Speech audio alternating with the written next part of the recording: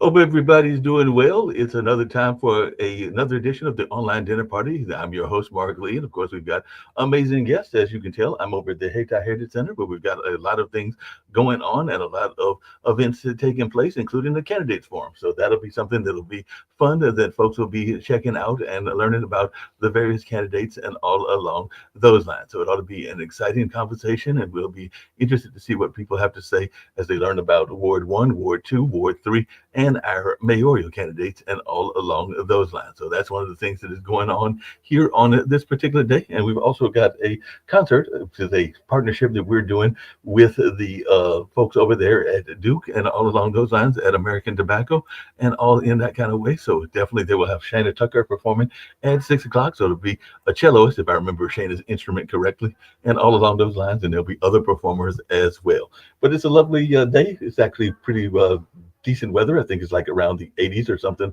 like that, and all along those lines, even though there's temperatures in the 50s as well. So definitely there's a lot of great weather, and it definitely doesn't look like there's any rain anytime in the forecast soon. But I'm going to find out how things are going where Gigi's at, as well as where Greg and Felicia are, and learn about the different things that they've got going on as well. So I'm going to bring in Gigi Meyer first and see how she's doing and all along those lines. So how are you doing, Gigi? I know that you've been very much got a lot of things going on in your life, and you talk a lot about relationships and what's going on in that space and all along those lines. So I love having different folks on at the dinner party and learning what they've got going on in their life. So share with us a little bit about what's going on in your life and what kind of things you're working on in these days and times. Thanks, Mark, for having me. I appreciate this online dinner party is such a brilliant idea. So thank you. What I have going on, a million things. So I have two podcasts of my own. They're dedicated to authors and author interviews. So I like to meet new and aspiring authors and those that have been very well published. I feel like everybody has a book in them. And it's my opportunity to talk to other authors and writers to tell you how to do it too. And then I also just published my 14th spicy romance novel on Friday. So in the process of writing number 15. What makes a book romantic and all along those lines? I know a lot of folks, including friends of mine, that have said they want to be romance writers and all along those lines. And I know that even some of your books, you say, will break your heart, rip your guts out, and then restore hope in relationships. Because I know sometimes people are not all that enthusiastic about relationships because of the nature of what we hear about divorces and all along those lines. So what is it that is a good quality to have to be a great romance writer? Well, great question, Mark. The good thing about romance writing is we can make these fictional boyfriends that are basically perfect, right? So you can, if you're in your 20s or 30s, you can go out on that terrible date, come back, wash off all the makeup, get cozy and snuggle in with your fictional boyfriend. And he will love every single part of you and accepting every single part of you. So what woman wouldn't want that? That makes a lot of sense. A lot of women would be wanting that, and all along those lines. I know that one of my coworkers actually brought their pet with them, and a lot of times that's what people need to have in their romances as well. So, how important is it to have the strong companion, even including animal companions as well? Oh, that's so cute because I do switch off.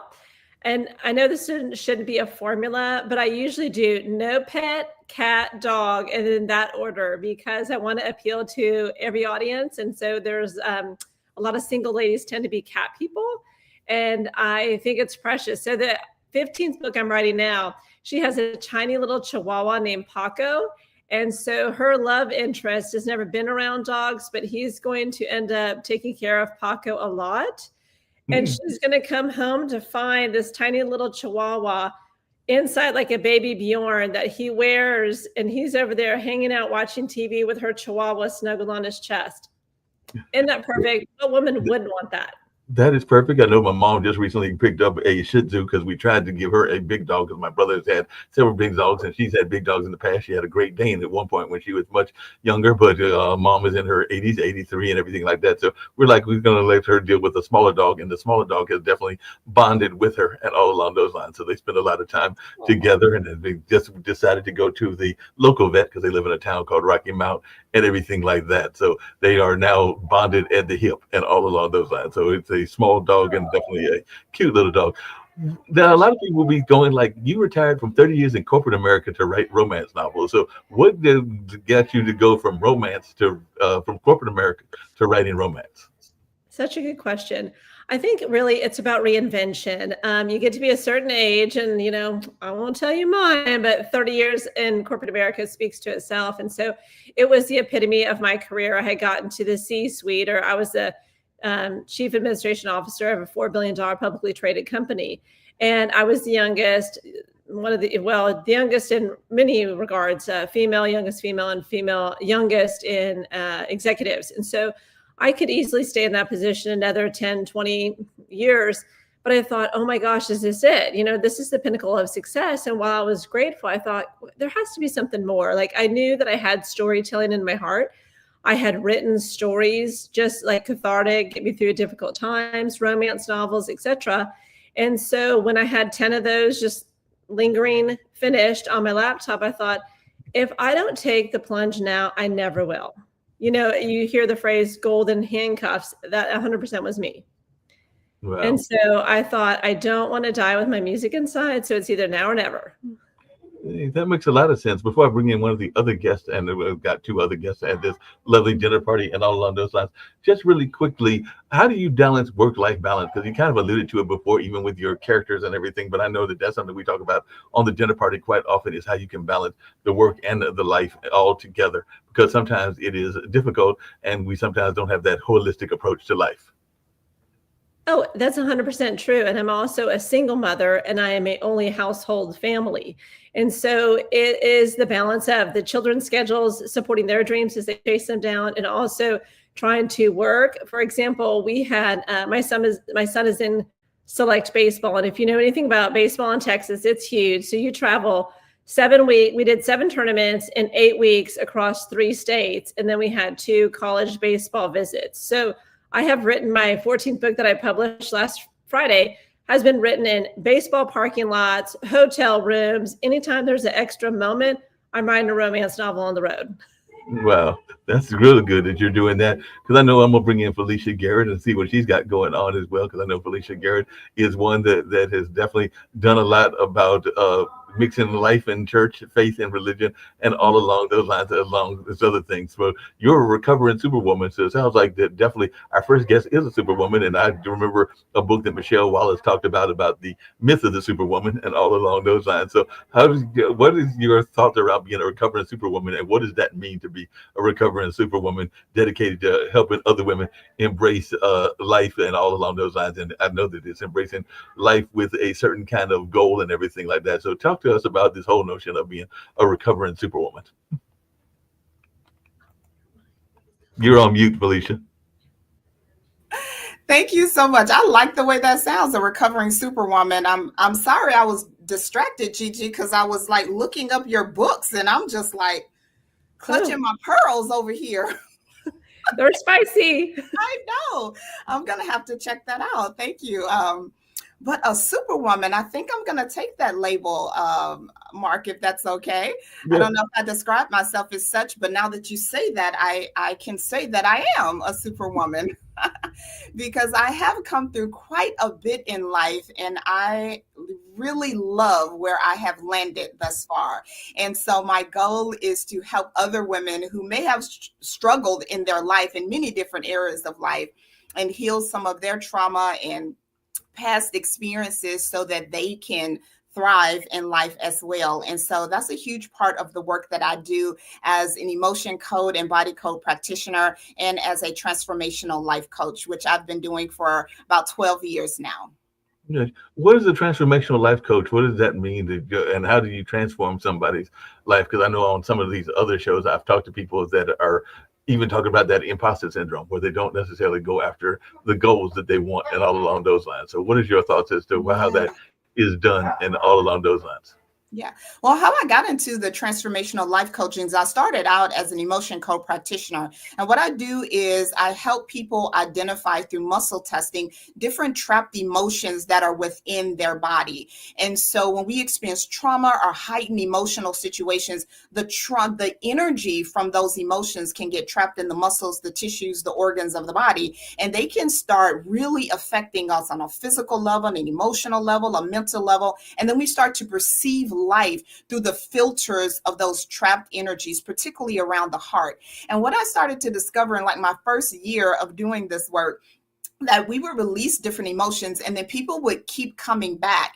And sometimes we would be working on the same emotion. And I started thinking like, this is not the kind of practice that I want. I don't want to have a revolving door. I really want to help people to shift and to experience life differently and not have a revolving door. So I came into transformational life coaching because I thought, well, people really need to change how they think. They really need to observe how they think and to make changes to their perceptions and to really be challenged in some of their belief systems and really make some shifts in that and really be held accountable and held to the fire and making some of these changes within their life, and couple that with releasing energy from the body on an emotional level. I found that that was most effective. So for the last 11 years, I've been coupling that transformational life coaching with the emotional release that's really helping people to take responsibility for where they are as adults and to take their healing to the next level. Yeah. And I know a lot of what you do is breathing techniques. So how does those breathing techniques work? Because I know a lot of people are very much wanting to get into better breathing techniques, but don't always know how to make those techniques work to the benefit of their life and everything like that. Because I know one of the things that a lot of entrepreneurs get caught up in is this whole notion that we're supposed to get a certain amount of rest. We're supposed to get a certain amount of me time and everything along those lines. But unfortunately, I know of many entrepreneurs and many in the creative field that don't seem to know how to manage that partially work-life balance, but also just that me time. Because a lot of times we're too busy trying to work.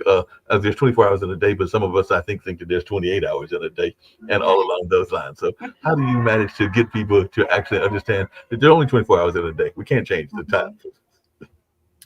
Yeah, well, back to your original question with the breath work, like breath work can change your whole life. We are breath, we are spirit. And so we just go through life these 24, hours within the day, just breathing shallow, really not paying attention to our breath, really not honoring our breath, which really is the essence of who we are. And so breath work journeys really help to take us deep in, and it helps us to breathe in a certain pattern of breath that it can go into the body and release so much trapped energy and trauma from the body simply through the medicine of breath work journeys. And so if people are having hard times of finding the space or finding the proper practitioners that can take you on these amazing transformative breath work journeys, you can do simple breath work techniques. Listen, I don't even like breath work, if I be honest, because it is work. Sometimes it doesn't feel so good because as we put ourselves in a state where we're breathing certain patterns, the breath in its magical way will go to the places within our body where we need release, where we need to release anxiety, where we need to refocus, where we need to rewire, where we need to, realign ourselves, and it will do the work for us. But we do have to set aside the time to do it. And if people are struggling to find that space, what I use is it's an app that's called Othership. I've been using this every day. I'm addicted to it. I used it yesterday, of course, when I felt like I don't want to do any more work. I just found this 4-minute refocus, reset breath work, and I did some breath work, just guided breath work, and bam, I boosted my energy back up. I got back to working, I reset. And when you find different apps like Othership, there's another one, I think, I don't know what the other one is called. It's on the tip of my tongue, but Othership is Listen. I use it when I wake up in the morning when I want to meditate. I use it when I need to be reset. I use it when I have a little bit of anxiety. I use it when I feel stuck. And they have hundreds of different breathwork journeys that you can just 3 to 5 minutes to some to 15, some to 60 minutes that you can use depending on your time. And it helps to reset you in so many different ways. So I highly suggest Othership to people. It's a website and an app. Oh, I don't know what happened to Mark. I could talk more about breath work all day, every day. I don't know, Gigi, if you have any questions about it at all, or have you used breath work at all in your life? Oh, I love this kind of talk. I love mirror work. I love EFT tapping. Yeah, that was EFT tapping was my first introduction into energy work. I come from a Christian background, Same. and I had just had a divorce, and I had a great job in corporate. I was able to care for my children. Life was good. I felt free, but I was just so sad and depressed, and I didn't understand. I was like, I'm finally free. I'm out of this horrible relationship. I got a great job. I'm able to care for my children. Like, what is this thing? And I couldn't find the freedom within my religion. And so I literally went to Google. And I don't even remember a question I asked, but it was something like, how do I get free? Like, how do I feel better? And EFT tapping came up. And I started to watch YouTube videos. I started to go to YouTube University and started watching videos. And I was like, this is some poppycock. Like, this doesn't work, But then I was like, I didn't have another option. So I was like, let me try it. So it always starts out with the karate chop, you say your statement. And the most profound experience with EFT with me is when I started tapping the first time. You're supposed to say, like, my first thing was like, even though I feel depressed, I love and accept myself. And I stopped right there. You're supposed to say, I love and completely accept myself. And I had the realization that I've never said I love myself. I never even thought of loving myself. And we're a mom. When you're a mom and a caregiver and a breadwinner, that's selfish. Never crossed my mind. And big crocodile tears started to run down my face, and embarrassment within myself that I've never thought to love myself. I've only thought of, how do I show up? How do I give? How do I serve? How do I make life better for others? How do I, I was stuck in that. And so I pushed through, and EFT shifted me totally. So I encourage people to look up emotional freedom technique or tapping, and it's phenomenal. How have you used it, Gigi? So I use it every morning. And so I don't know. I feel like there's no right way. I feel like you can start with the principles, right? To teach yourself. And then it kind of morphs into what works best or what is more communicative for you and your body. Like you said, we get trapped areas of emotion. And so for me, I start with that one, I love and accept myself the first time. And then you're supposed to have like a little break, like a mental break or activity break, to let that energy dissipate. And then the second time around is what I want to work on. And so it's usually limiting beliefs. We all have them, and they're different ones every single day, or they're different ones throughout the day. Like, you can start off the morning like feel like a rock star, and then something happens, the phone call, the email, etc. And then all of a sudden you're like, this is never going to happen. And when you're talking about imposter syndrome, I feel like so many women have that because we're used to needing all the answers before we apply for the promotion, where men typically will apply for the promotion and get it and then just figure it out as they go. And so the second round of tapping for me is usually like what I'm trying to work on. That's long-term limiting beliefs, that collect. And then the third one, I try to break up to where it's okay today. What is bubbling up today? And so I don't know if that's necessarily like how it's supposed to go. But I kind of morphed it into what works best for me, because I want to work all angles. I want to love and accept myself. I want to clear old beliefs, and I want to also, clear out the new or address the ones that are rising. Yeah. I think it's wonderful that, like, it sounds like you use tapping every day. I use breath work every day. And so it's so important for people to find the tools that really work for them and start incorporating them, and to really create routines and patterns where they're using them so they can really experience transformation in their life through the consistency of different practices. And so I think it's wonderful you've brought up one, and I use one every day. You use one every day, and it's highly effective for us both. So when you do the breath work, I've heard of like a 4 count, 4 in, hold for 4, 4 out. But you're saying this is beyond. I mean, to me, that's a very simple one that most of us can do in the car, when you're commuting, on the train, at work. But are there more expanded sessions? Like, how long could a session of breath work go? Absolutely. I help to lead journeys. So journeys they can be an hour or longer, where you are breathing, in a particular breath, right? And this is where the true transformation comes through when you breathe for an extended period of time, focused on a particular topic or something that you're seeking to release, let go, harmonize with within the body, and you stick to breathing. So one particular one that I teach, where it's like an hour, it can be an hour and 15 minutes, is breathing deep into the belly, breathing into the chest, and releasing. And so it's taking about 80% of your breath into the belly, 20% into the chest, and releasing, and staying on that pattern for about an hour, where you can be focusing on letting go of trauma. You can be focused on healing ancestral wounds. You can be focusing on releasing that last, relationship that is really impacting you in this life, in this time now. And so you focus on a particular topic and you stay within that breath pattern. And I went to a women's retreat. I don't know, it had to be about 10 years ago. And we did breath work for like 3 days. It changed my whole life.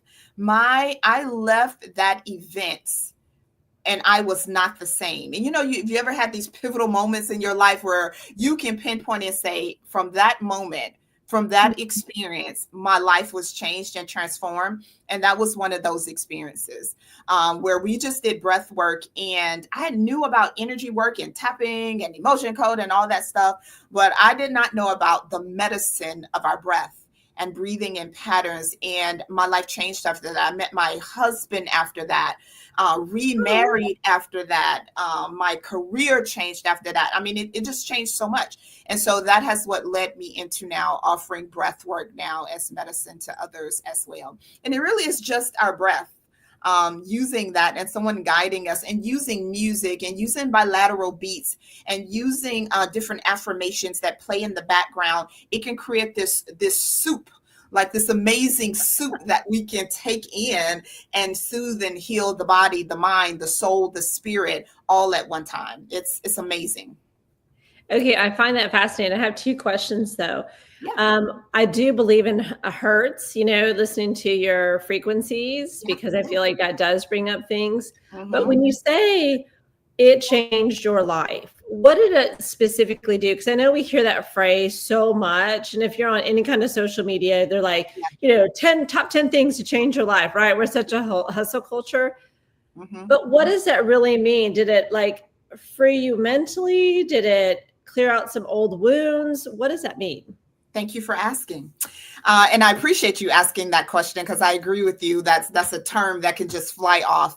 Did it change my life? And so how it changed my life is it totally shifted my energy and my perspective of where I was in life right now.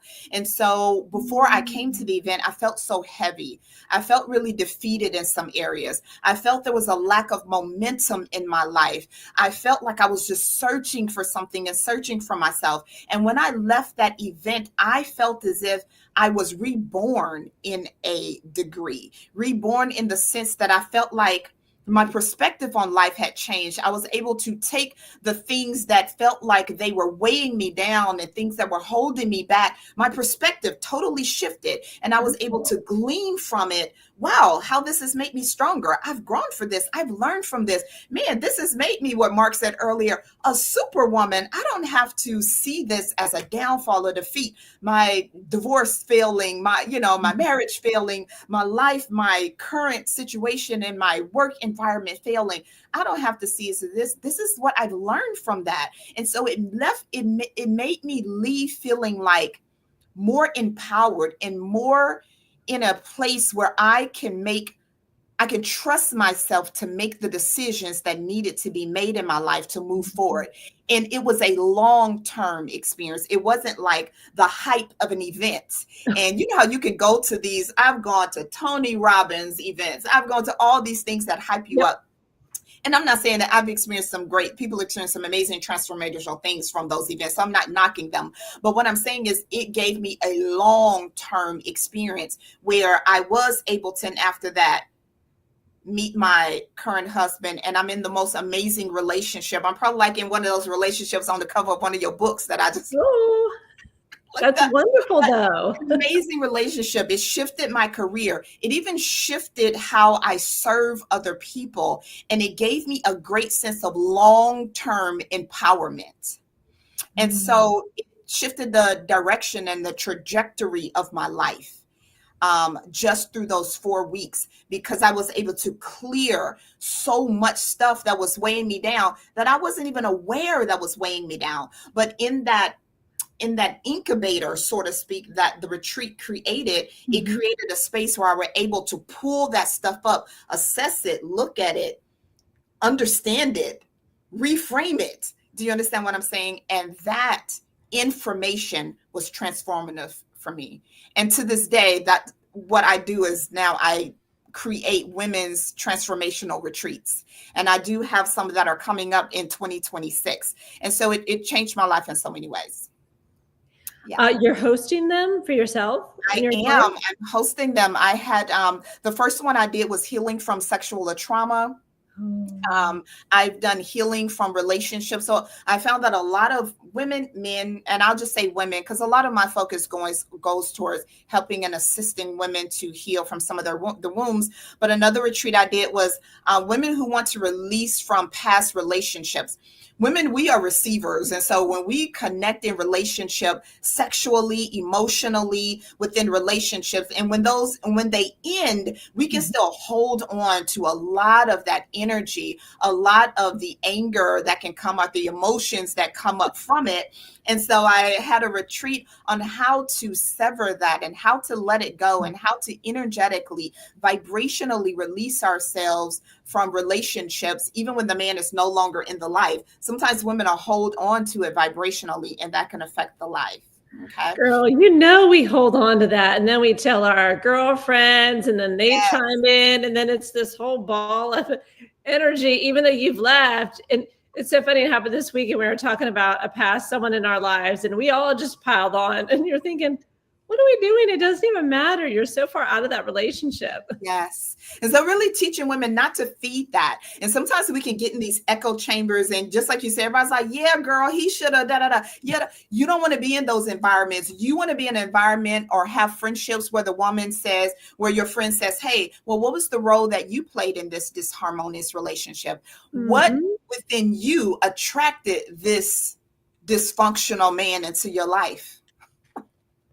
What changes do you need to make so that you don't attract that same caliber of man into your life? You want people in your life that's going to challenge, because when we have relationships that are not harmonious to what we want, what we need to do is look in the mirror and say, what within me attracted that relationship?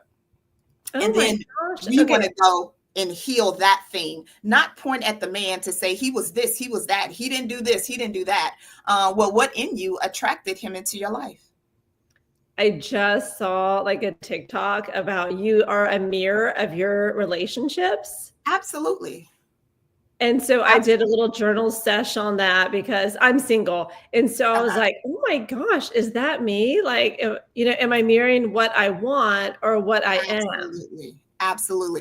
One of the ways that I attracted my current husband, who is phenomenal. I didn't even know me and like my husband existed. Huh? Give me all the tips, the exact prayer word for word. Let me tell you exactly what I did. I actually started dating after my divorce. I married my first husband right after college, and then we were together for 14 years, had 4 children. And when we divorced, I was in my late 30s, and I didn't know how to date. So I had to go online and say, how do you date in your 30s? And so I actually started doing some online dating. And I started to find that the few people I were connecting with, they were very similar. They were not emotionally available. They had unfinished things in their life. And so I looked at myself and I said, okay, Felicia, you are attracting the same type of man. I don't want to say better, but they're in better positions than your ex-husband was. So you leveled up a little bit, girl. But they are emotionally unavailable. They are unsure in certain areas of their life, and they have multiple things going on. What within me is attracting that type of man? And when I asked that question, this is the truth. The truth was, Felicia, you really haven't healed from your marriage. you really have just divorced and you've decided to move on, but you really haven't healed the wounds. Therefore, you feel unfinished. You feel some things unresolved within your heart. Therefore, you're attracting men that are unresolved within theirs and have unfinished business within theirs. But consciously, you desire a stable man, but you are unstable. So I did. I broke it off. I was in a 6-month relationship with someone, and we probably would have ended up marrying. But I broke it off. I did. I broke it off with him because I said, I am undone. I really haven't gone within and did that deep work. So what I did was I did a little ceremony. And I don't even know if this is what this talk is supposed to be about, but Mark left, you asked the question, I'm going to answer it because somebody may benefit from it. Okay. 100%. So when I had that realization, I kind of made somewhat of a ceremony, and I took this beautiful detox bath. I cleaned my bedroom. I cleaned my bathroom. I brought fresh flowers. I took a long detox bath with essential oils and all of that. I got in the bed. I got a pen and paper, and I wrote down everything I desired in a man and in a relationship. And I had 20 things. And when I got finished writing it, I was like, he probably sounded like one of the men in your book, because I was like, I don't know, the man do not even exist. Like, I ain't never met nobody like this, okay? And then I flipped that page over. And then I wrote on the page what I bring into a relationship. Ooh, I like that. I wrote down what qualities I bring. I brought, like, I'm passionate, I'm loving. I wrote down the things I bring. Then I flipped the page back over and I asked myself this question: who do I have to become? What other ways and who do I have to become in order to attract this caliber of man? Oh, that's a good exercise. And then I said, okay, that's what I'm gonna work on. And that's what I started working on. And that's when I connected with my current husband. That's when I ended up going off to this amazing women's retreat and breathwork journey, changed my life. And now I'm in an amazing relationship, living a life that I don't even think I would have imagined in my years past. I don't even, I was at the walk. We live by a lake, and I was literally out walking today.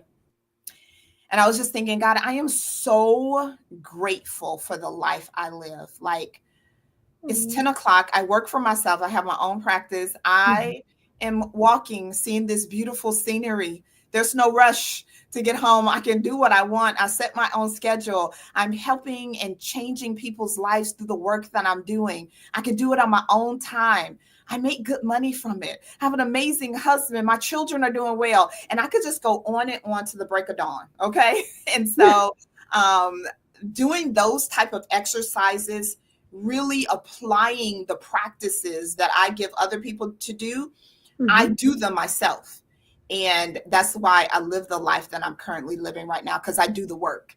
And that's what we want to do. We want to do the work and not just, walk the talk. I want y'all to keep the conversation going, and all along those lines, as you can see, I moved to a different location. I'm going to bring in my other guest, Gregory, and see what he's got going on in his life. But keep the conversation going and all along those lines, because definitely sometimes things just happen that you aren't expected, and all along those lines. So you can tell I've moved to a KFC because they had some power outage stuff going on at my place of work and everything like that. So while they're trying to fix that out, I moved to a new location. So all along those lines, but I know y'all will keep the conversation going, because that's what happens at a dinner party. You never know who's going to be, including mysterious guests like power issues and everything like that. So I'm glad that y'all are able to keep things running and keep the conversation going, and hopefully they'll have things up and running shortly and everything along those lines. But definitely wanted to let y'all know what's going on and what's happening. I'm gonna try to bring Greg in as well, so that y'all can continue the conversation and learn from each other,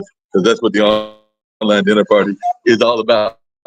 Since maybe that's what just the premonition that I'm supposed to go get dinner. So maybe that's what it is. I got to order dinner from KFC. So maybe that's what it was a premonition that I hadn't eaten yet today and everything like that. So that might have been what it was, with the folks going like, hey, you need to have dinner and you haven't had dinner yet. So we're going to kick everybody out so that you be able to voice yourself to have dinner and all along those lines. So maybe y'all can share some stories of unexpected encounters that you've had in your own lives, in your own jobs, and in your own podcast as well. So I'll leave you with that, GG. So what are some unexpected things that have happened in your life and everything like that you were not expecting and all along those lines. I think, is he on? Is the other person? Here he is. There he is. He made it. Leo.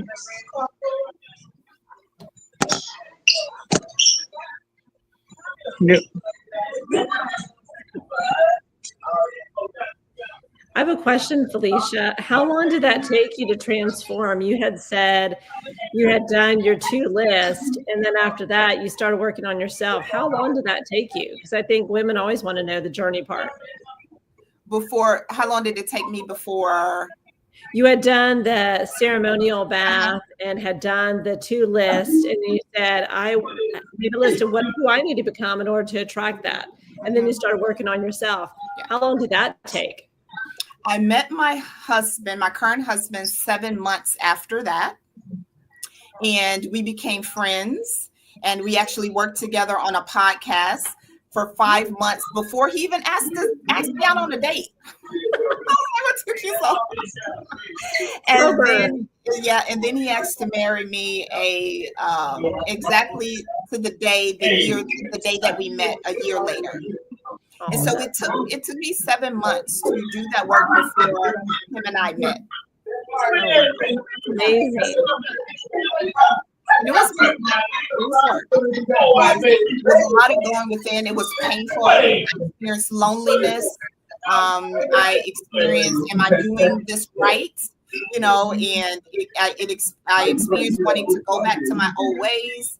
I was faced with a lot of things that I hadn't healed within myself. I did emotion co-work. I did energy work. I did Reiki work. I did multiple things to help clear energy from my body.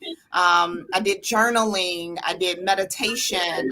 And so I did multiple things. And I was kind of just doing it grassroots. There wasn't a plan. There wasn't a protocol. I just kind of trusted myself to guide me on what was needed. And that's what helped to bring that healing. I love that. And I feel like it's so many tools in the toolbox that we can use that people don't know about. You're right. It takes someone to guide you through it all.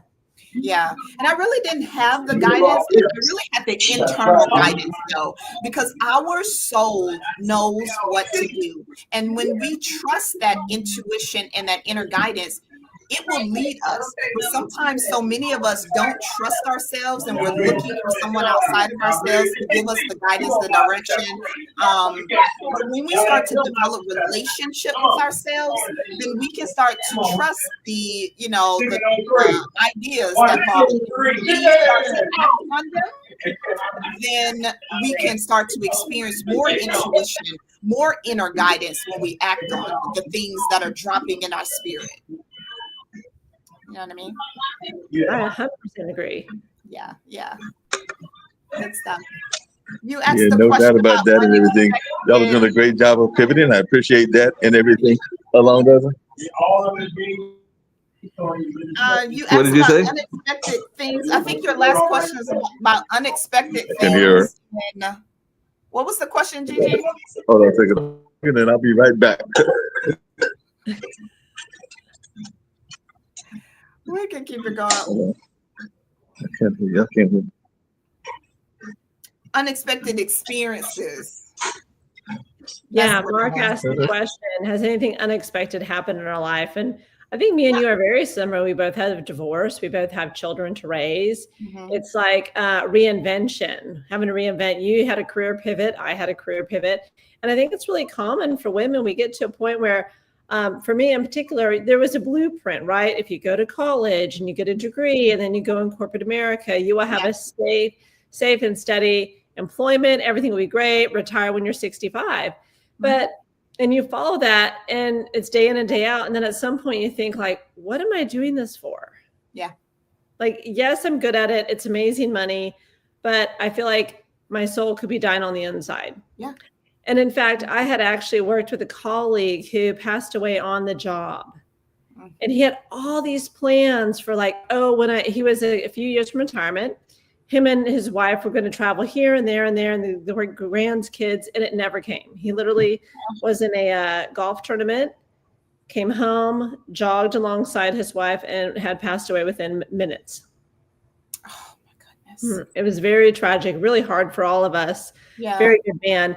But it's such a lesson that we all think, oh, tomorrow is guaranteed. And you never know. It's not. Yeah. But we live like it is. We live like, oh, I got tomorrow and I got tomorrow, like that. We always just think like life will always just have another tomorrow until it doesn't. Yeah, that's true. But you are right. It seems like we do have this blueprint that's been given.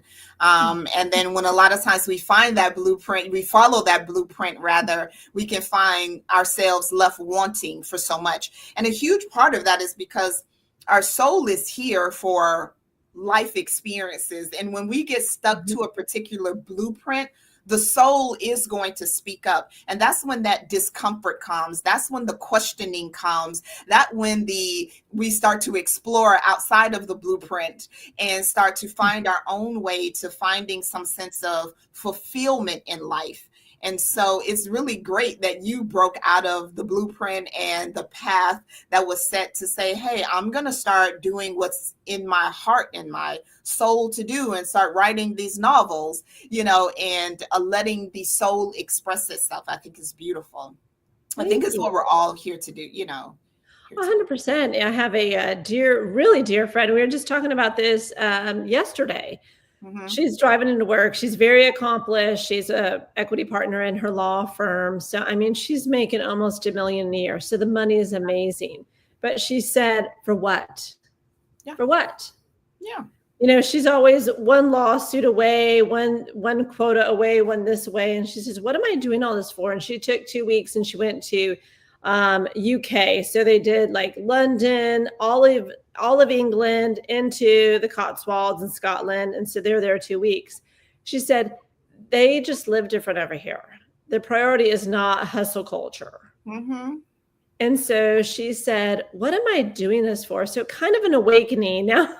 Yeah. And, you had yours, I've had mine. And then there's a real discomfort like, okay, what are we going to do about this? Yeah. Yeah.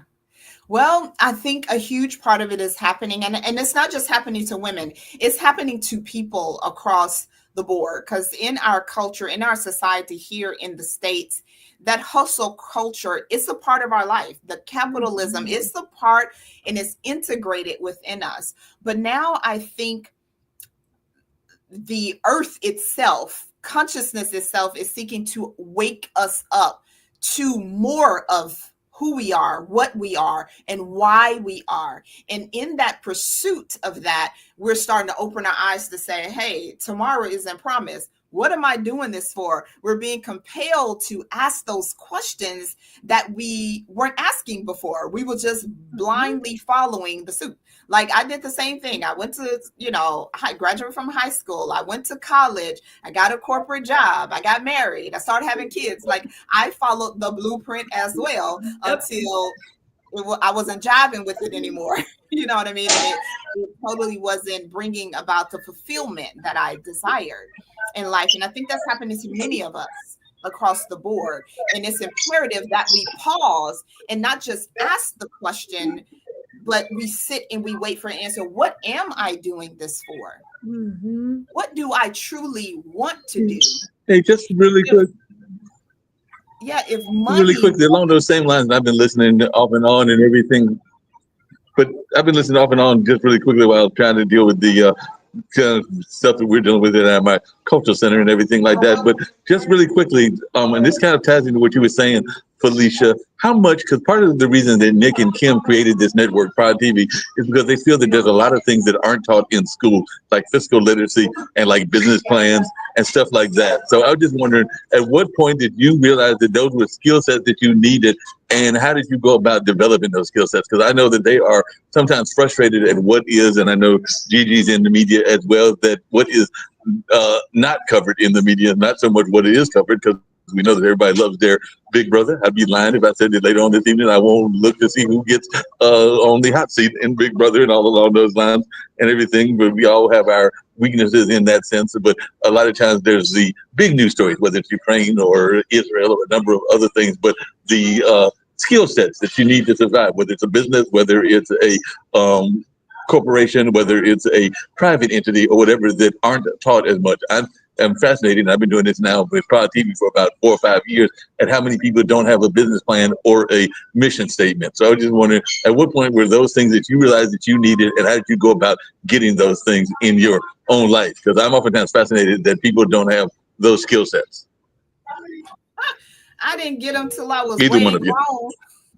And in the middle of needing to create them, you know, of course I didn't get this education while in school, and I think that is very much missing from the school system, is teaching about money management, time management, work ethic, you know, to learn those things. Those things are not taught in our school system. And so that was one of the reasons too, we pulled our kids out of school. And my daughters just graduated from high school, and they were homeschooled for 5 years. And it happened when COVID hit, because I don't know if you had kids in school, Gigi, when COVID hit, but school went to shit. It was horrible. We were the teachers. We became teachers. Yes. And I was like, I can't do it. Like, and so we ended up finding a homeschool program for them. And we had to go through 3 of them before we got to the one that was wonderful. And they were in homeschool for 5 years, and they both graduated. One of my sons is in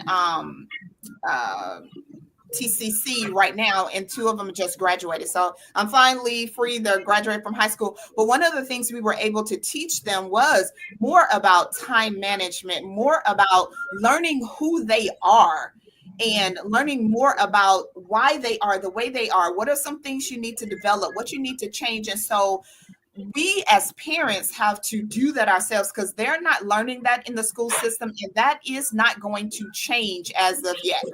Right now is not going to change, where they're teaching them work ethic, time management, and self-awareness and emotional intelligence. Those things, most adults are not learning that stuff. Like I didn't learn that stuff until I was grown, you know. So it's great can instill those things into our children. But Gigi,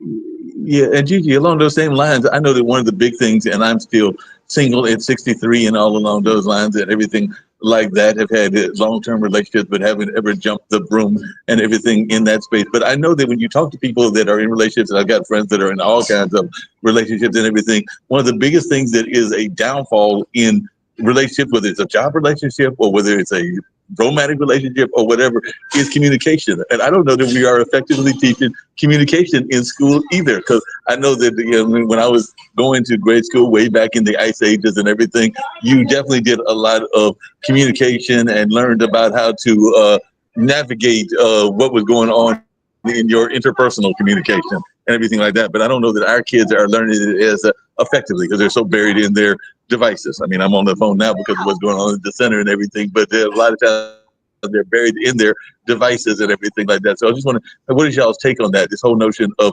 communication, is it something that we are teaching our kids enough about, and is that hurting us in our business relationships? Because I mean, even in your books, I'm sure communication is a major part of some of the better protagonists and antagonists in those stories. I'm thinking the antagonists don't know how to talk and everything along those lines, but I could be wrong, Gigi. But what is your take on the notion of communication? No, that is so funny you say that, because when you asked your first question a moment ago, I was thinking communications is what we don't teach in school. And it's so critical, right? It was when we were raised, you had to look people in the eye, stick your hand out, and have proper manners, right?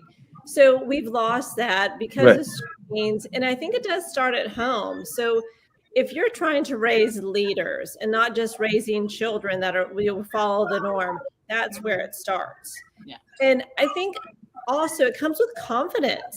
You have to build communication skills, right? It's when we had to do public speaking in school, you had to write your own speech, or you'd have debate club. And those things they don't have in the curriculum anymore. But when you had to stand in front of your peers and communicate your thoughts and ideas, that was brutal. But what it did is it kept teaching you. Every time you stood up there, it was less scary. You had to be more prepared, and your thoughts had to be more communicative and more in order. And so with children, I think that's not happening.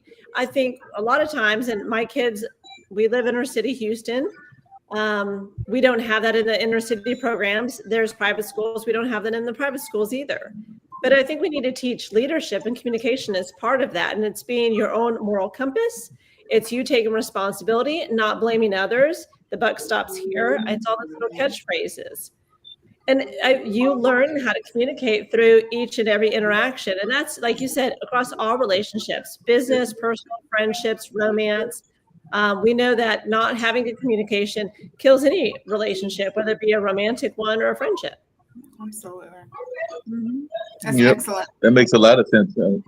What's your take on that, Felicia? Because like I said, a lot of times people, and I was homeschooled briefly myself and everything, because I remember I was a little bit of a rebel when I was in school, and I remember that I did not want to get the ear exam like the folks over there dabbling in my ear, so I protested, and if I remember correctly, I think my parents backed me up, and they let me get pulled out of school. So I want to say it was fifth grade when we moved to Warrenton, so I went back into public school in the fifth grade. So it was probably third and fourth grade that I was homeschooled, and mom taught me because she was a guidance counselor by trade and everything like that. So she knew a little bit about the school system and how to teach and come up with a curriculum and everything like that. And then I went back into the school system, and then I went to Marquette, which is a very good liberal arts school. So I've had a variety of educations, including being self-taught in some things. So I think a lot of times we don't give people enough credit for being self-taught, and particularly in the entrepreneurial field and everything like that. Because I consider both of you ladies entrepreneurs, and I'm wondering how much of the entrepreneurial skills did you feel that you would have gotten if you had gone to business school,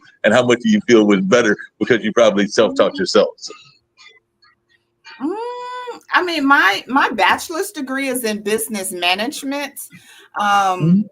And I worked in human resources and had great jobs in the business field, but it takes a different skill set to be an entrepreneur and work on your own, which I have been doing for, I guess about 8 years now, 7 to 8 years, whereas I've just been working on my own. And so it does take a different skill set. And sometimes I'll be honest, I wouldn't mind going back and working for someone else because of what is required to work for yourself. Like I'm only accountable to me. Do you understand what it's different when you're accountable to someone else? So I'm only accountable to me. I make it move and groove, or I don't. You understand what I'm saying? So it does require vision. It does require purpose. It does require drive. It does require determination. And some of those things, because they're not taught in school settings, they do have to be developed. And sometimes it has to come from a sense of calling. Like I really feel called and driven on a deep spiritual level to do the work that I'm doing. If I didn't, then I might have given it up because sometimes it's hard working with people that are dealing with so much trauma and tragedy and really trying to help them navigate through that and to be present with them and to support them with that. Chuck, and sometimes I'd be like, I don't know what you need to do. I'm done, but when you feel like you're called to do this type of work, and you've cultivated that commitment to it and created that, it keeps you in the flow of doing the entrepreneurial work, because it's not just for the money. It's definitely for the vision. It's for the fulfillment. It's for the feeling like you're making a difference. Hey, Gigi, along those same lines, that makes sense and everything. Hey, Gigi, along those same lines and everything along those lines, I've got some friends that have been in corporate America like you, and they've gotten out of corporate America. And unlike what Felicia's saying, you couldn't pay them to go back to corporate America if you wanted to and everything like that. So I just wondered, is there any way that you would go back? Gigi, would you go back into corporate America? I don't want to go back to corporate. I just have my backsliding moments where you get paid consistently in, like when you're working for corporate. When you're working by yourself, one payment 1 week may be totally different than the week before. So that's when I backslide to be like, oh, I would want to go back to the falsehood of security and corporate. Well, to tell you a little bit about my story, I was working during COVID because the government had come up with all these new programs, right? We had the stimulus, we had the PPP. So during COVID, while the kids were at home, while we were trying to do Zoom learning, I was working 80 hours a week. That was miserable. Then we go back into the office because I'm in Texas and we were not in lockdown very long. I think like 2 months, we're all back in the office.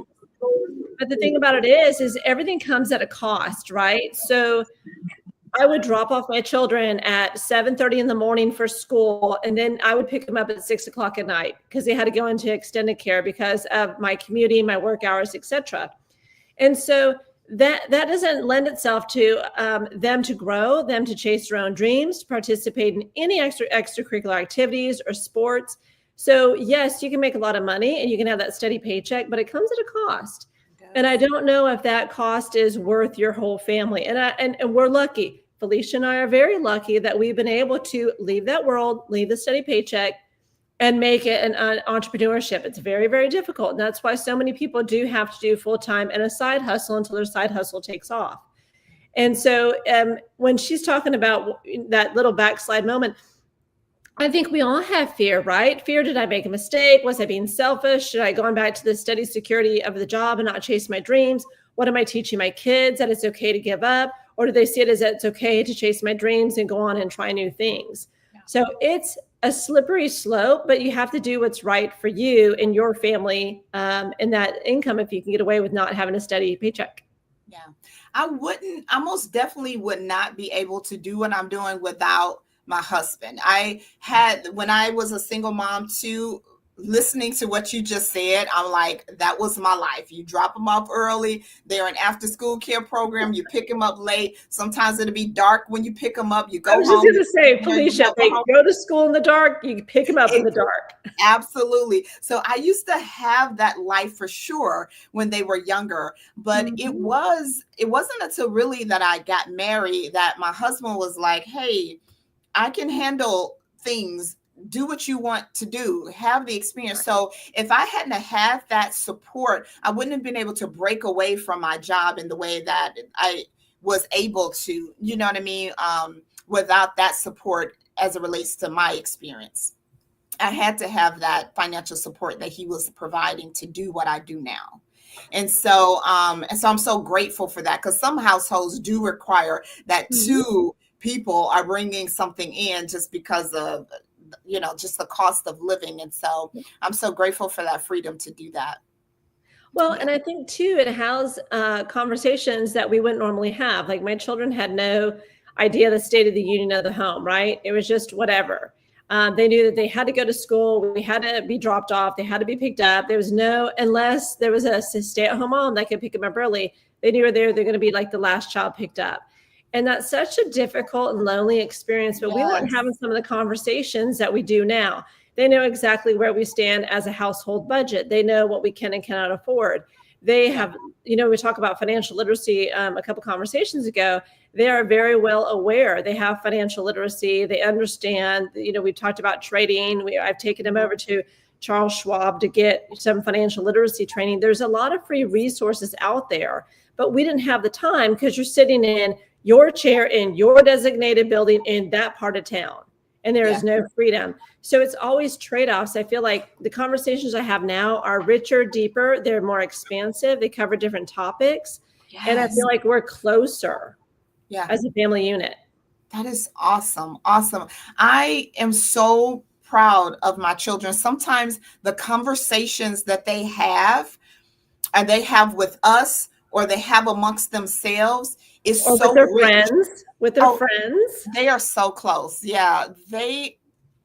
I think about like, wow, if I would have had this type of understanding at their age that they have now, because we were able to bring them home, we were able to help them to learn how to communicate, to develop greater confidence, to speak their mind, to share their thoughts, to ask uncomfortable questions, and things like that, to listen to how they develop in their relationships and their intelligence level in their interactions. We never would have been able to provide that for them if we weren't able to create the space in our home to do it, and to teach them and to show them different things. If they were going to school when it was dark and getting out when they were dark, they never would have learned a lot of those concepts we were able to provide them with to shape their life as it is now. So 100%. They're tired, you're tired, right? There's no time left because You're picking them up. You're racing home. Did I thaw something out for dinner? Did I put something in the crock pot? What can I make? You don't want to eat out of a bag through a drive-through.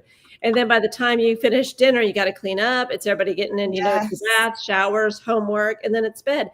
And it's just a rat on a wheel lifestyle. And I don't want it to sound ungrateful, because it did provide a really nice lifestyle for me and the children. However, it comes at a cost. It And does. so those conversations had to wait to the weekend. And by then, everybody just wants to disconnect. They Mhm. want to rejuvenate, or however they need to fill their well up, because it starts again Monday morning. Yeah. And that brings in the point that, it does come at a cost. And so many people, I think, in life, they just want it all. But you can't have it all. You cannot We want have it all. we want it all, but you can't. You can't, and it's not going to happen. Like, we can't have the job that's paying a lot and we get to travel with it, but at the same time have a stable, loving, connected family, and have a wonderful, harmonious relationship.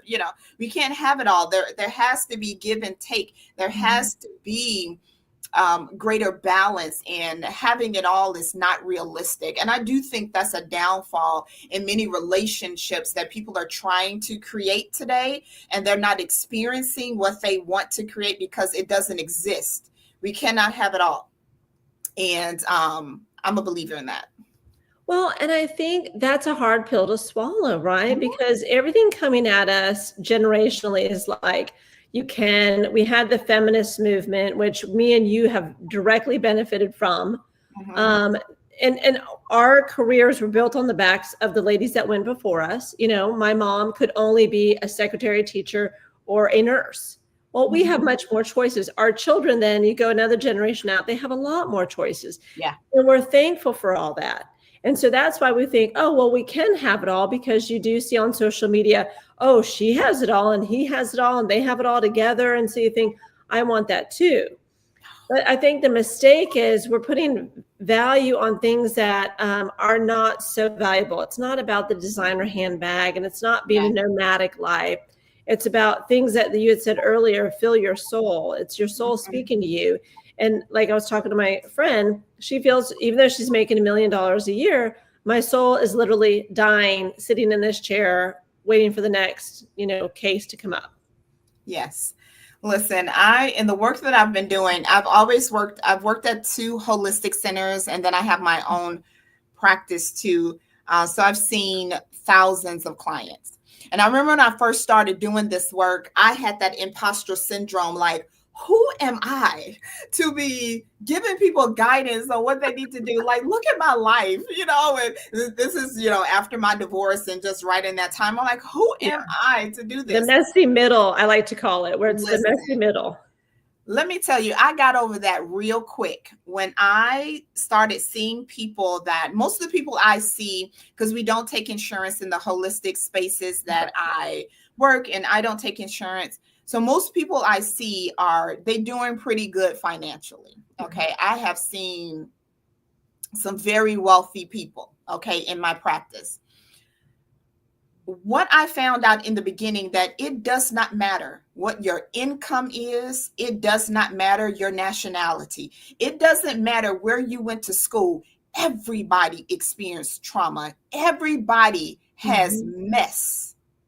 Everybody has baggage. And let me tell you, it's some messy stuff out in everybody's life. And when I started to see that, it just totally released me from this concept that who am I to show up and share with anyone suggestions on what they need to do to better their life, because it doesn't matter. We're all going through these difficult things in life. And so it doesn't matter. We're all experiencing those traumatic things, and we cannot have it all.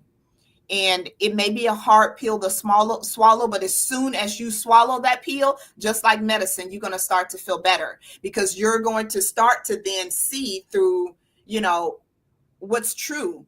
In reality, there has to be some give and take, and we need to learn to be satisfied, to be content with the choices that we're making in life. And we can't have everything all at one time. It doesn't exist. It's an illusion. It's not true.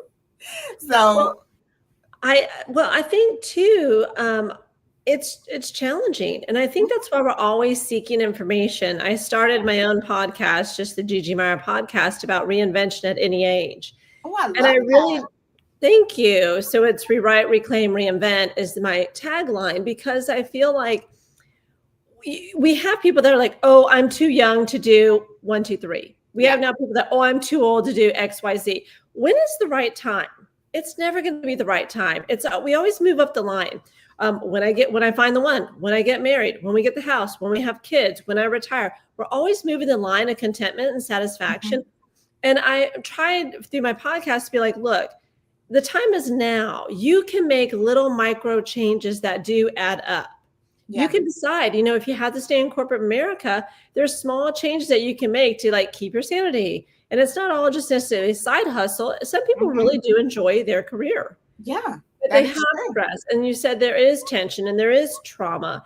And I think one of the biggest tragedies that we do is we compare Gigi's trauma to Felicia's trauma. And if hers is so big and egregious, then I'm not worthy. I shouldn't feel this way. And I feel like that just puts us on an anxiety spiral. Yeah. Because your trauma is as real to you as my trauma is as real to me. Yeah, absolutely. That's a great point. But yet we play that comparison game like, oh, I shouldn't feel this way because she was in, a traumatic situation, or she was a domestic abuse survivor and I'm not. But it's not true. We shouldn't compare. Like, everybody has so much to deal with. And it was such a fast-paced life. Yeah. And I think that you're right. If we can compartmentalize and you come to the realization that maybe we can't have it all, but what is good enough to be happy? What is good enough to be just content? Yeah. What advice would you give for people that are wanting to get into a good relationship and everything like that? Because I mentioned earlier that I think a lot of people are not good at communications, and they say that that's the number one reason that we have the high divorce rate that we have and everything like that. And I know a lot of people love the romance novels. I mean, I'm not going to lie. I like to pick up romance novels as well and everything like that. So that's against the guy like romance novels, because I even remember reading the husband romances back in the day and everything like that. So what advice would you give to folks, both in terms of what they can get from the romance novels, but also what is making for effective communications in the relationship space?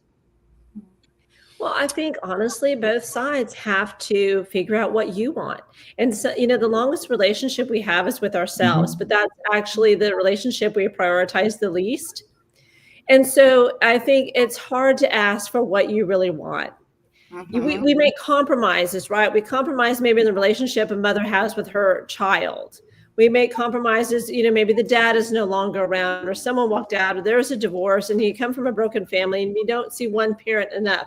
In that moment, you're raised to like, well, my voice isn't really heard. I'm not seen. I just need to, shuffle to this house for 2.5 days or shuffle over here. So it's almost like we stop figuring out what we need. When you're really little, you communicate your needs very well. But through learned behavior, society, situations, we get quieter and quieter. And until sometimes you're like, it's just easier if I go with the flow, if I don't create waves, if I don't stand up, speak out, etc. And I think that's where it's hard if you don't know who you are and then you're trying to join a relationship and you don't know where to stand. You'll get run over. You will compromise. You will ignore the red flags. You'll make excuses. Oh, well, he only hit me that one time. He'll never do it again. And so I think it's peeling back all of that, auditing who you were way back in the day when you used to stand for yourself and you used to know who you were. Going back and then devising the list you need. Yeah, speaking of red flags and everything along those lines, one of the things I've been fascinated by entrepreneurs, and I just want to hear y'all talk, is a lot of people want you to live their dream. So what do you do? How do you deal with that and everything? Because I know a lot of people, I've even been in those environments where they want you to join their committee or join their organization, but they want you to live their dream, not necessarily live your own dreams. Because I've had a number of friends that have approached me and have been like, there's a simple 2 words that is called NO and everything like that. But I think sometimes we have a hard time saying no, and we sometimes will buy into people's dreams, even though it might not be our own goal and everything. And I'm not saying you can't support your friends and family members and alliances and everything like that, but I do sometimes think that we as a people get caught up in wanting to support and do so much supporting that we don't think about supporting ourselves. So I just wanted your thoughts on that, because I do know a lot of people that will get into somebody else's dream and ambitions, whether it fits into their dream or ambition or not. Gigi, I'm gonna let you take this one because that is not my struggle. I can say no in a hot minute. I had to learn how to do that years ago, but that is not my struggle at all. Well, because I think two things: people pleasing and conflict. We Yeah, inherently want to make people happy. I believe that the world is kind. And that is a right, difficult conversation to have. And especially when it's those close to you, or they say, oh, you know what you should do. And they just like kind of drowned you in all this advice about how you should run your life, or how you right, should join their organization or their run club or their book club, or you name it, right? And so right. we are such a people pleasing society. I think it's hard for us to say no, and why. And we have it kind of creates tension and conflict around that moment. And I don't know too many people that are like, yes, I love conflict. I seek it out. Maybe those that like road rage. But I feel generally we want to be cognizant of the feelings of those in our circle of influence and around us, and to have difficult conversations we all avoid. We don't want to do it. It's uncomfortable. There may be repercussions, there may be fallout. And so I think that's why it's really challenging. But again, if you're a good communicator, you can separate the emotional side from the logical side. Logically, no, I'm not a runner. I don't want to go out in the Houston heat and run in 100-degree weather. So, okay, that's the logical side. The emotional side is, what are they wanting from me? If they want me to participate in their world, is it because they want closeness with me? Or is it about them? They don't want to go to run club by themselves. They're insecure. They look like they have no friends. So I think when you get down to the emotional side and Yeah. where all that energy is coming from, it can create logical steps forward. But you have to have a clear mind in order to separate that ask or that question, or where's all that coming from. You have to have a clear mind to separate it into two different paths and examine both sides equally. Yeah, I Yeah, totally that agree makes a with lot of that. You gotta be self-aware and to heal much of those things that can cause those triggers. We get so triggered when people ask us certain things, or we experience conflict, or we experience defensiveness, or whatever the case may be. We react instead of respond. And so taking that pause, like you said, Gigi, where we are assessing, we're not hyped up off of our emotions, we can step back and say, hey, do I really want to do what they're asking me to do? Is it beneficial to right. me? Is this fulfilling in some way? And be able to separate them and then respond, instead of react, is a great place to start. And it starts with Yeah, that makes self-awareness. Yeah, it's that self-awareness. And a lot of times we're not self-aware. Because I know even in relationships, they say that we have to be healed ourselves. Because that's one of the things I know that in talking to relationship coaches, they say that you have to be healed yourself before you can bring somebody else into relationships. And I know a lot of times people have baggage and they know they've got baggage, but they don't want to acknowledge their baggage. So I just wondered, how did both of y'all deal with that? Because I know that, Felicia, you're in a relationship. Gigi, it sounds like you might be in one too, but it's not a marriage one and everything. But how do you deal with that whole notion? Because I know I've been in relationships where I knew that people had baggage, and sometimes it was a matter of like you wanting them to set that baggage aside and everything. Because sometimes people bring the baggage in, know they've got the baggage, and also use the baggage almost as a shield and everything. Because I know some people that have had baggage and have used that baggage as a way to I won't say maneuver, but to manipulate what they wanted in the relationship, because they knew that what had happened in the last relationship and they didn't want it to happen again. So sometimes they brought that into the new relationship and they became like the flip. So like if they were bullied, then they became the bully. Yeah. So I do have a belief that we need to heal to a degree before we get into a relationship, because we don't want to look for someone else to heal us or to complete us. We just want people to complement us. And so you do want Right. to heal to a certain degree, but then some people use that as an excuse to keep them out of relationship. I'm still working on myself, and they've been working on themselves for 24 years, just healing on the journey, because we cannot fully, really get to the next level of healing until we get into a relationship, because that's when you can test whether or not you've healed some of those wounds, that you've really worked on some things. Getting into a relationship is going to take you to the next level of healing, because now you have interaction. Now you have a space where you have to be more vulnerable. You can assess whether or not you're responding versus reacting. You can really experience greater healing.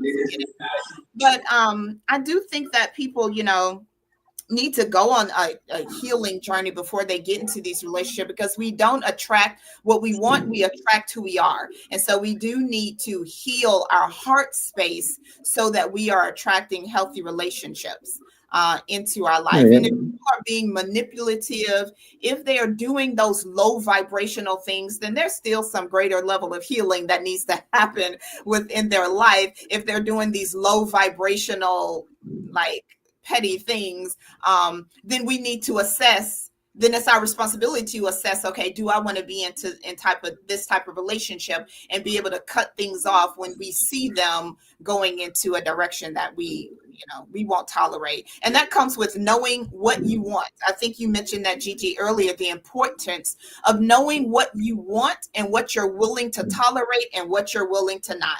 And so when people show you who they are, believe them when they show you who they are. And because you already know what you want, you already know what your non-negotiables are. When those things happen, you know to step out, to step away, and go to the next experience, create the next experience. And then to glean from our relationship. That makes a lot of sense. We learning. People need to assess their relationships. What did this relationship teach me? What did I learn from? What did I learn about myself? Has it shown me that I've healed? Has it shown me that there's some areas where I haven't healed? We take that information, and then we level up from that information. And then the more we do that, then we can get to the point where we can vibrationally attract the caliber of mate that we desire in our life, because we are gleaming from and educating ourselves on the relationships we're attracting into our lives.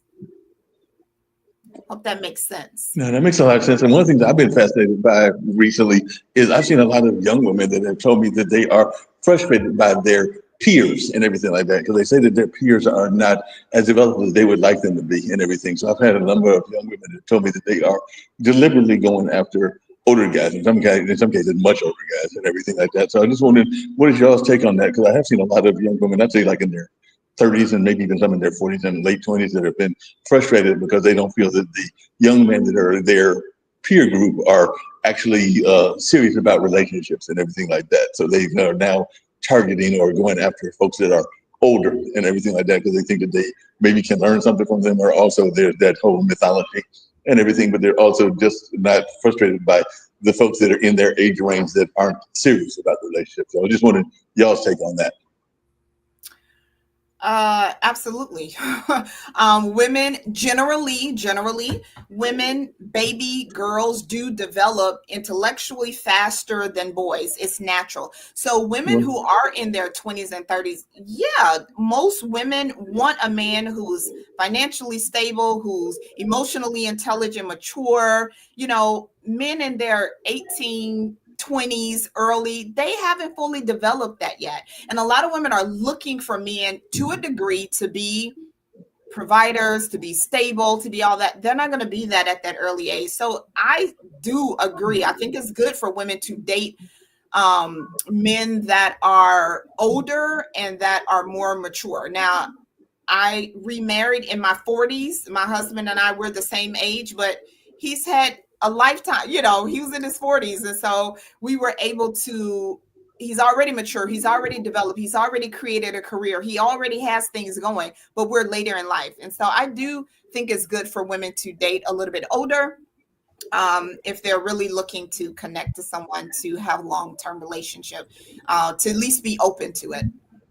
That's my thought. Yeah, that makes sense and everything. Just really quickly, and this phone may die and everything along those lines. One of the things, and if I die on this phone and everything, just know that I'll end the show afterwards and everything. But I always ask all my guests I always ask them two questions. One is how they can be contacted and their message of positivity. So if the phone dies, definitely share that and everything along those lines. So I'll try to stick around as long as I can. But just remember that question if you do see me pop off, which is how they can contact you, and also the message of positivity. The show usually runs about an hour and a half to about an hour and 45 minutes. So if you have to bounce off because I bounce off, don't worry. It's still been a good dinner party, and I will be inviting y'all back again. It's just life got in the way because life did what life does. Life. There's that whole expression about life, and then all along those lines and everything like that. So just keep that in mind if I bounce off. Well, Gigi Meyer, So what's your take on that, Gigi? What's the notion? Go ahead. Oh, on my message of positivity, or where I can be found, or older women, younger men. About the older women, younger men, Or what I say, or vice versa, older men, younger women. say. So I have someone really, really close to me, and I feel like she's an old soul, and so she's naturally attracted to men that are older. And so I've asked her many times, why is that? And she said, we're not in the same place in life. She's been a child of divorce, and she's been through some natural disasters, and just there's a lot of life unfair things that have happened to her. And she said, I feel like I'm the oldest person I know. I'm the oldest person in college, I'm the oldest 22-year-old I know. And so when I'm talking to other 22-year-old guys that are in college, they're talking about ragers, getting drunk, Greek life, baseball, football, etc. She said, I'm so far beyond that intellectually, mentally. She says, I'm prepared for the next. I want to have deeper conversations. I want to learn about culture, music. I want to talk about where we travel, where they've been to, their experiences. And so I think that's why you do see a lot of younger women date older men, or even marry them. I mean, I think Trump's press secretary, an example of that, right? He's way older than her. But right. I think because they're looking for the experiences that they either want themselves, or maybe they've had some, like Felicia had mentioned, trauma comes packaged in many different forms. Mm-hmm. And if you've been through a traumatic event, the person close to me, she got married at 17. Her husband was a Marine. He got injured in the Middle East. And she said, after they got divorced and he had massive PTSD, she goes, I'm the oldest 22-year-old enrolled at my college. And how do I relate to them? And you don't, right? Your life is so much, add 10 years to her life experience because her age hasn't caught up yet. And so I don't feel like on my website, I talk about age is just a number. I truly believe that, whether it's, older women dating younger men just because they want the fun and the flirting and to feel wanted and sexy, or if it's vice versa, it's a younger women wanting the experience, the intelligent, the enrichment, the culture of older men. Mm-hmm. I think it really is who you're most equally yoked to. Yeah. Totally agree.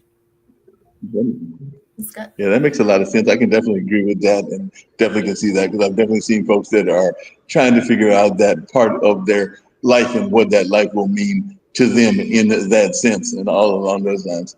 What advice would you give to folks that want to get into your line of work and everything? So for you, Gigi, if there's somebody that wants to be a romantic writer, what advice would you give them? And for those that want to get into life coaching, Felicia, what advice would you give to them, other than maybe don't do it? And I'm just joking with y'all, because I think that they're both great careers and everything like that. But what advice would you give to folks? So for me, Gigi, to be romance, writing a book is on many people's bucket list. And I think when you talked about that, Mark, at the beginning of the show, is that most people have a book in them, whether it be a memoir, whether it be a sci-fi, a crime, it's in there. And so when you're an author or writer, you have to decide every single day that you're going to do it. Never give up on yourself. That first draft is always going to be horrible. Don't worry about that. Keep writing, and you write whatever you can, through, if the kids go to bed at night, if you're on a commute to a train into New York City, you write wherever you can, but you keep on going. And then I always say, I didn't have a whole lot of resources when I started out. I had to develop relationships. I had to develop friendships. So my DMs are always open. I have my author interviews. I have my other podcast. I have networked the heck out of the last 3 years of being an author. And it's important because you need a sense of community. It's a very isolating industry. And so if you can reach out to others, they can tell you where to find an editor. What do you do when you have imposter syndrome? How do you keep going? How do you not have fear, doubt, panic, etc.? And so that's my advice. Just keep going, because when you're, in that nursing home, or when you're at the end of the life staring down at death's door, what will you regret? Don't let that be one of them. Hey, Gigi, and I kind of mentioned that earlier, but how do you get people out of imposter syndrome? Because I know whether it's been relationships or whether it's been life in general, but I have talked myself out of jobs. I've talked myself out of relationships, because by the time I talked myself into them, the relationship had gone to somebody else, or the job had gone somewhere else and everything. So I know that I've had those conversations with myself. So how did you get yourself out of that imposter syndrome? Well, Felicia, I think you talked about imposter syndrome with me and you a moment ago. Mhm. Yeah, I think a big thing that fuels that imposter syndrome is a sense of a lack of self-worth, a lack of self-value, being able to feel that one is enough, and dealing with insecurity. So when one wants to really address the imposter, I think it's really good to do the work to heal some of that, to understand where is this lack of self-worth, self-value, where is it stemming from, where is it coming from? And then really sometimes what has helped me is naming the imposter. Like if there is I separate myself from the energy or the entity that I am working with, and I'm separating it from my highest, greatest version of myself, operating in the highest potential that I can. I separate the two so that I can understand this is the greatest, highest version of myself. And this is the imposter. And this is my lower vibration. This is the resistance that I feel. This is the aspect of me that is holding the shame. What does she need to hear? What does she need to heal? And so understanding and diving into the discomfort of understanding her, hearing her, healing her, and then helping her to integrate into the highest version of myself that I'm seeking to develop. And so it's really going backwards a little bit when it comes to the imposter syndrome. And I know there's a lot of other techniques, but that's one that I've used that has really helped me greatly, is identifying the imposter itself, and healing that sense of lack of self-worth and self-value. And that a lot of that, particularly within women, is generational. And so healing some of those generational ancestral wounds, and some of the trauma that women have experienced in lifetimes before. Women, when you get married back in the day, in some cultures, they were traded out with a cow. You know what I'm saying? So just imagine what that did to some women and their mindset and their sense of worth. I'm no better than, this. And so it's integrated in a lot of us. And so healing that's a step and a start. I totally agree. To me, imposter syndrome comes up on my worst days when I'm doing the hard things. Mm-hmm. So a lot of times it's when we're trying to step into that new higher frequency. That's when all that imposter comes up. Like, who do you think you are? Why would anyone listen to you? What do you have to say? I'm either too old, too young, etc. We talked about that. And so it's trying to have that old you die. Yes. Because what you're stepping into is uncomfortable and it's unfamiliar right now, but it won't be forever.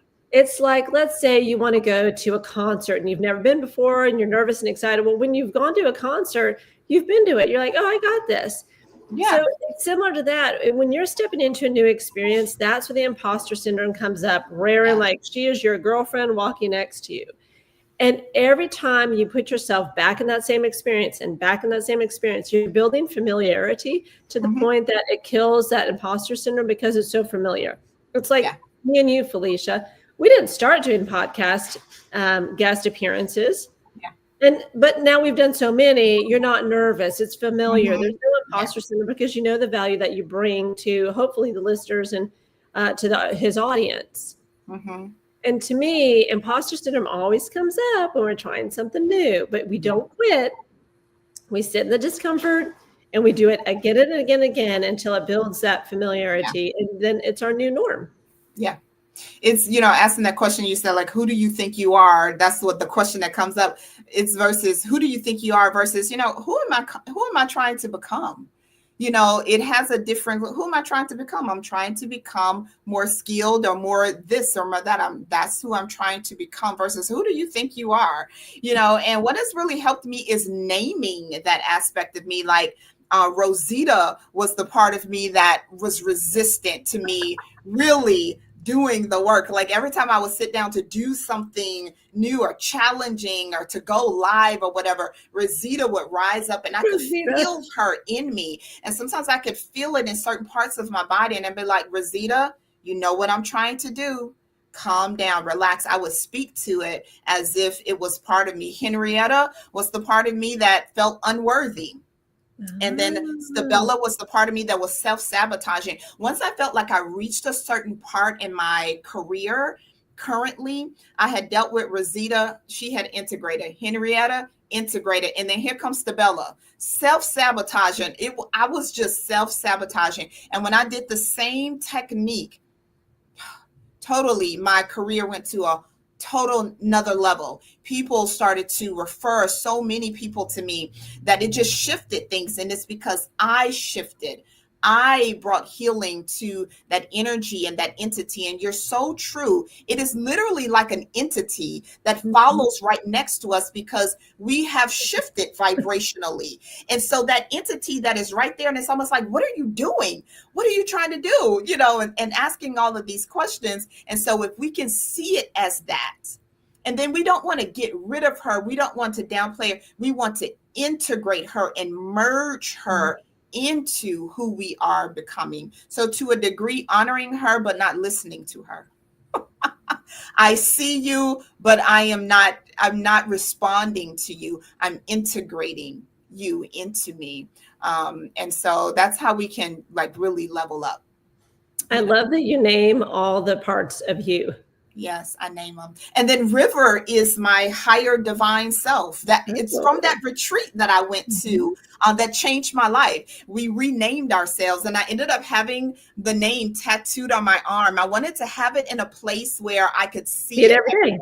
And so I'm reminded that I am River, that I am consistently in the flow of the spirit, of my spirit, and I'm following her to create and evolve into who I came here on this planet to be. So I always have it in front of me and see it on a regular basis. So River is like my highest evolved self, my truest self. And these other entities, I named them. And that technique for me it has really helped me to level up by me seeing those imposters as I'm reaching this higher state of who I'm here to be.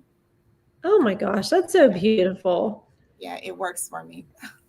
Well, I think too, one thing I always say is it's not who am I to in an imposter, it's what value can I bring others? So when I turn the situation where it's not centered on me and I center it on the value that I can bring or others, it changes. Yeah. And that's a quick snap to reality. Yeah. And two, honoring that value. I do agree with you when we say, what value can I bring to other? But it's so important that we ourselves look at that value and feel that value. Allow that value to come back to like, wow, I'm a really good author. And I'm not saying me, I'm talking about you, but just giving words to because I am really good at creating stories that help to pull people into another world that they want to experience and exist. I bring great value. I feel that value and embody that value and consume that value within ourselves. We want to do that as well as give it. We want to give it back to ourselves too, as well. And that's what helps with that sense of, that sense of lack of self-worth and self-value, because we are always giving that value back to ourselves. I say to myself, like I have to say it on a regular basis, I am good at what I do. I haven't always been able to say that, but I can say I am very good at my job in helping people to really identify trapped emotions, trauma, how it's impacting their life, their choices today. And I don't set the intent that I'm going to help you. No, I'm going to empower you by asking you questions because your soul knows exactly what got you here. So I just ask really good questions for them to identify within themselves where they are stuck, where they are blocked, and what are the things they need to do to help get out of this pattern. And then I support them in that, because I think it's really powerful when people hear themselves come up with the solution, because at the end of the day, the solution is within them. And if we can ask good questions, it really helps them to pull it out. And so I can be going into a session, and I said it today, I had a session earlier, I was like, I have no idea how to help this person. I don't know what they need. I don't know what to do. I have no idea. And then I go sit in there. It was phenomenal.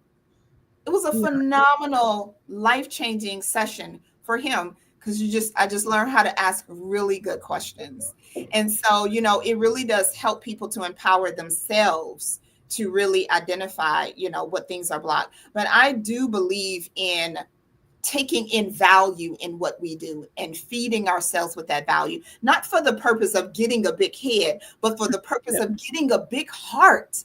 A big heart that's saying, this is what I do, this is how I serve, and this is what I want to give out to other people. And the more we can pour into ourselves, then the more we can pour out and to give out to other people too as well. I love that. That's my positive statement. Then he wanted us to give a positive statement before we wrapped it up. That's my positive thing. Give value back to ourselves. So where can people find you online if they want to work with you? They can find me at FeliciaGarrett.com, just FeliciaGarrett.com. And I do offer 45-minute consultation sessions, so people can just go on there and click that consultation session, because I want to make sure that what people are looking for and what I have to offer is a fit. And so I don't meet with anyone without that. And then I have a women's retreat that is coming up in January, a detox women's retreat, which I'm so excited and looking forward to in December. And all of my retreats are for women. And so in April of 2026, I'm doing a retreat for abortion. So for women who have experienced abortions and they're still holding on to whether there's guilt, there's shame around that I'm really helping, because that can really block some things within our body physically when we've had that experience and we have a lot of guilt and shame around it. So in April is a retreat to help women heal from abortions. In June is a retreat to help women tap into the divine feminine, because in our culture nowadays, women do operate a lot in their masculine. And so we really have neglected the divine feminine energy. So really learning how to tap back into that and finding the value that's in the divine feminine energy. And then in September, it's a retreat for healing, ancestral healing, 7 generations back, to heal some of the ancestral trauma and to break some of the ancestral pathology that we have, that we're continuing on in our generation, our children. And then October is healing from sexual trauma. And so those are the 5 retreats, and the information is on my website at FeliciaGarrett.com. Well, that is fascinating. Just giving out to everybody. Yeah, it's exciting. I look forward to serving in that way. It's awesome. So what about you?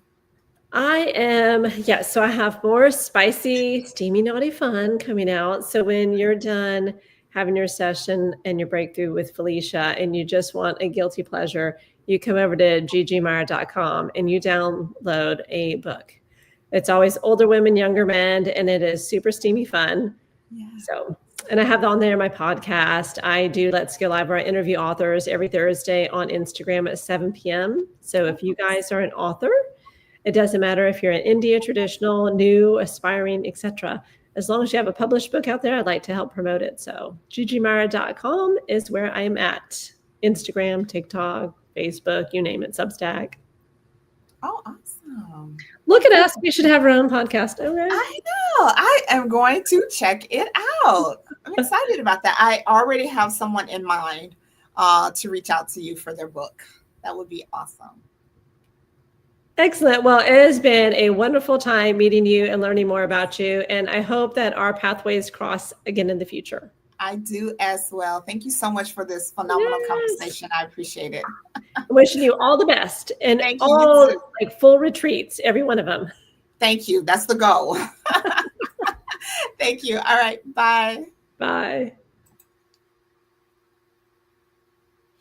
I'm not sure.